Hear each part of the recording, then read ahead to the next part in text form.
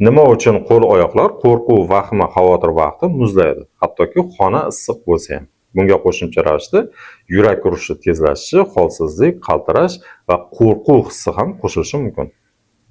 Inson miyasi shunaqa tuzilganki, agarda biror vaziyatni, holatni xavf deb qabul qilsa, o'zini o'zi himoya qilish reaksiyasi jarayonini boshlaydi. Adrenalin va noradrenalin ajralishi ko'payadi. Yurak urishi tezlashadi, qon bosimi ko'tariladi. Va teridagi, qo'l-oyoqdagi qon tomirlar torayadi. Organizm inson uchun muhim bo'lgan a'zo va mushaklarga qon oqimini ko'paytiradi. Va shu asnoda qo'l-oyoqlar muzlaydi, oqaradi va uyushish va sanchish belgilari ham kuzatilishi mumkin.